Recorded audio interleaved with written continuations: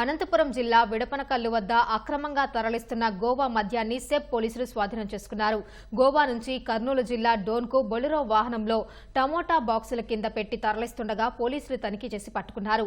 2400 మద్యం బాటిళ్లను స్వాధీనం చేసుకుని నిందితుడు కృష్ణగౌడ్ను అదుపులోకి తీసుకున్నారు. పట్టుబడిన మద్యం విలువ 3 లక్షల రూపాయలు ఉంటుందని తెలిపారు. బళ్ళారి నుంచి ఉరవకొండకు వచ్చే మెయిన్ రూట్ మీద విడపనకల్ల మండలంలో వారు రూట్ వాచ్ జరుపుతుండగా దీని మీద చాలా రోజుల నుంచి కసరత్తు చేయగా ఈ రోజు ఎర్లీ అవర్స్ లో మనకు వెనక కనపడుతున్న వెహికల్లో ముద్దాయి కృష్ణగౌడ్ అనే కర్నూలు జిల్లాకి సంబంధించిన ముద్దాయి మనకు డిటెక్ట్ అవ్వడం జరిగింది. మనకు విత్ కాంట్రాబ్యాండ్ లిక్కర్ తో. ఈ లిక్కర్ అనేది గోవా స్టేట్ కి మాత్రమే సేల్ చేయవలసినటువంటి లిక్కర్.